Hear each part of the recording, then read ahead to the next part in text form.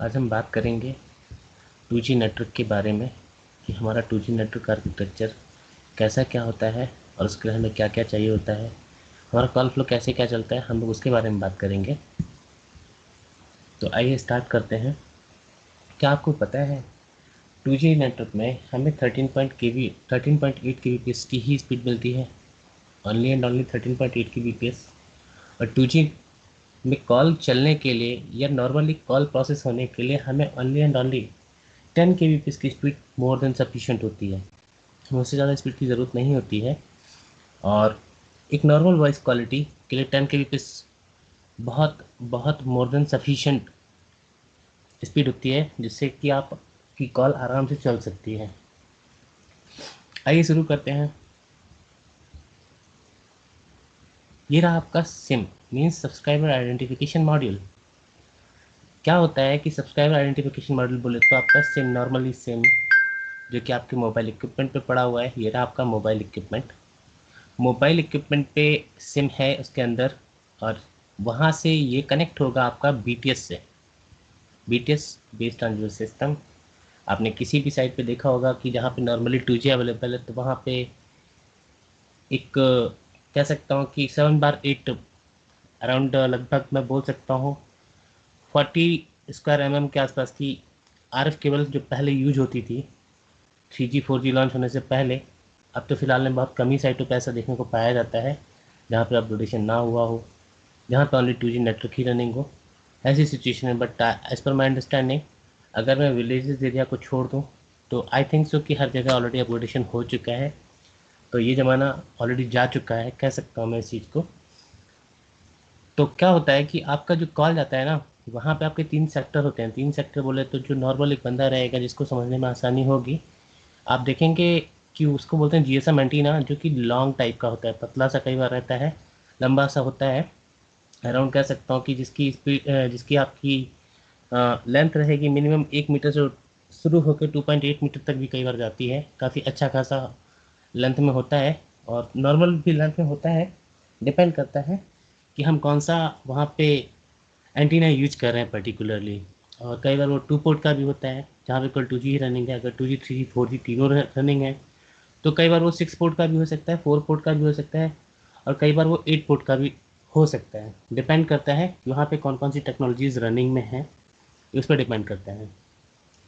और वहाँ पे उसका जो नॉर्मल एक ओरिएंटेशन लेते हैं, ओरिएंटेशन अपना 0 to 120 फर्स्ट सेक्टर कहलाएगा, और 120 से लेकर 240 के बीच में वो आपका सेकंड सेक्टर रहेगा, और 240 से लेकर 360 के बीच में आपको थर्ड सेक्टर रहेगा। अभी क्या होता है कि जो हमारी कॉल होती है, कॉल आपकी मोबाइल इक्विपमेंट से जाती है बीटीएस पे, मोबाइल इक्विपमेंट से बीटीएस पे जाती है। ये होता है आपका यहाँ पे इंटरफेस यूज़र मैनेजमेंट, जो कि एयर पे ही होता है। और उसके बाद में क्या होता है कि आपकी जो कॉल जाती है बीटीएस पे ये डिपेंड करता है कि आप रनिंग मतलब आप कहीं मूव हो रहे हैं, तो पर्टिकुलर बीटीएस पे पर्टिकुलर सेल जो कि अपना जीएसएम जो कि अपना ये एंटीना होता है लॉन्ग साइज़ का, उसको हम लोग जीएसएम एंटीना भी बोलते हैं, क्योंकि ये जीएसएम एक टेक्नोलॉजी है, global system for mobile communication, जिसको हम लोग नॉर्मली 2G भी बोलते हैं। तो बेटर आइडेंटिफिकेशन के लिए जनरली लोग टेलीकम्युनिकेशन में उसको 2G जीएसएम एंटीना कई बार बोलते हैं, बट नॉर्मली हमें उसको एंटीना ही बोलना चाहिए। तो क्या होता है कि कॉल आपका बीटीएस से जाता है बीएससी पे। अब बीएससी क्या चीज़ है? बीएससी होती है आपकी बेस स्टेशन कंट्रोलर। यहाँ पे बीटीएस और बीएससी के बीच में एक आपने देखा होगा नॉर्मली एक राउंड टाइप का एक एंटीना लगा रहेगा। अगर वहाँ पे फाइबर नहीं आया है तो वो आपका माइक्रोवेव एंटीना जो राउंड टाइप का रहेगा, उसके थ्रू आपका कॉल जाएगा बीटीएस से बीएससी को। देन बीएससी से कॉल जाएगा आपका एमएससी पे। यहाँ पे ये आपका बीच में जो ए लिखा है, ये आपका एटर इंटरफेस रहेगा।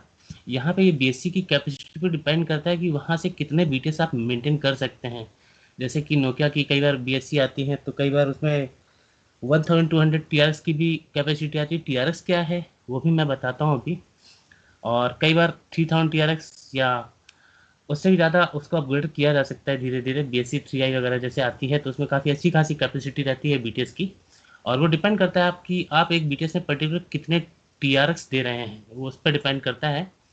और एक पर्टिकुलर मैक्सिमम जो कॉन्फ़िगरेशन होता था 2G में नोकिया बीटेक्स का स्पेशली, तो वो 8+8+8 का कॉन्फ़िगरेशन होता था। मीन्स अगर हम बात करेंगे कॉन्फ़िगरेशन के बारे में, तो एक TRX पे आपके 0 से लेकर 7 चैनल्स होते हैं, और 7 चैनल्स बोले तो उसमें से 1 या 2 चैनल कई बार आपके रिजर्व रहते हैं, और बाकी जो चैनल्स होते हैं आपके, वो टोटली आप यूटिलाइजेशन में ले सकते हैं। मीन्स अगर हमने 8+8+8 का बोला, तो मतलब 8 TRX आपके सर्व करेंगे 0 to 120 में, 8 TRX आपके सर्व करेंगे 120 से 240 में, और 8 TRX सर्व करेंगे आपके 240 से लेकर 360 में। मीन्स 0 to 7 का बोला, अगर हमने वहाँ पे दो चैनल हमने मान लिया कि ये रिजर्व में रखे गए हैं टेस्टिंग के लिए या GPRS के लिए, तो कह सकता हूँ 8 दूनी 16 चैनल आपके टोटली रिजर्व में हो गए, हर एक पर्टिकुलर डायरेक्शन में, तीनों डायरेक्शन में।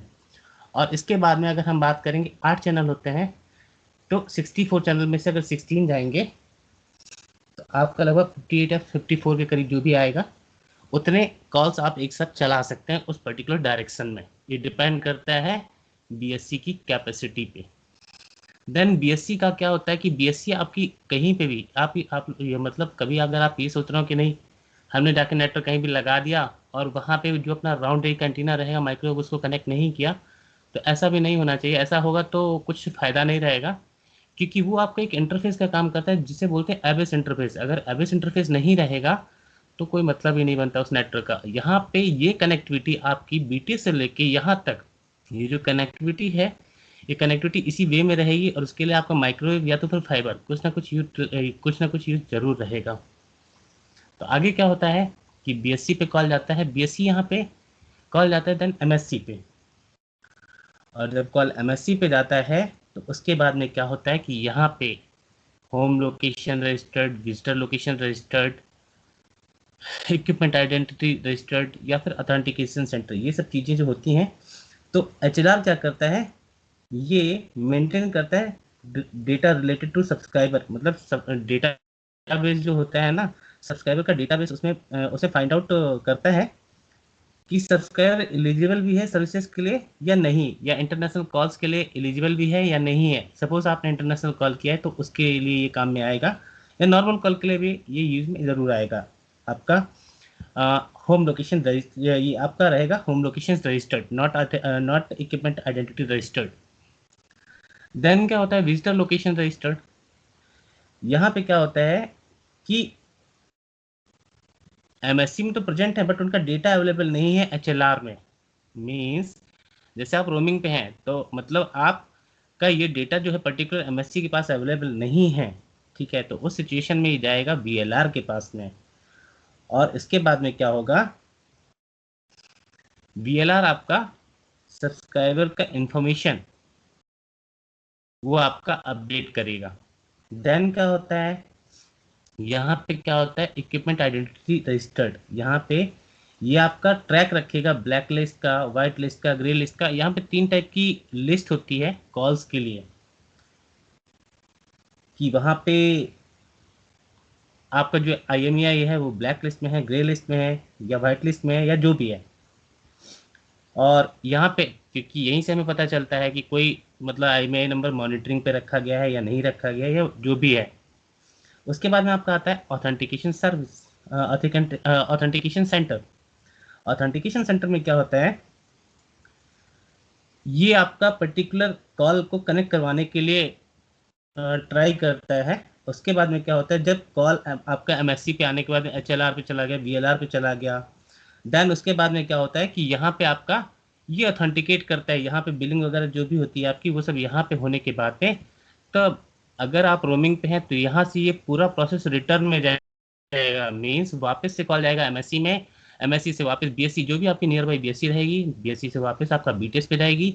और BTS में कौन सा पर्टिकुलर सेक्टर या कौन सा एंटीना आपकी तरफ देख रहा है पर्टिकुलर, आपके मोबाइल से लैच कर रहा है, और देन उसके बाद आपके पास वापस से कॉल जाएगा।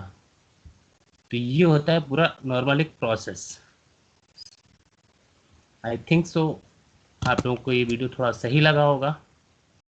जैसा भी है प्लीज़ कमेंट सेक्शन में ज़रूर बताएं, और अगर हो सके तो प्लीज़ सब्सक्राइब ज़रूर करें। Thank you.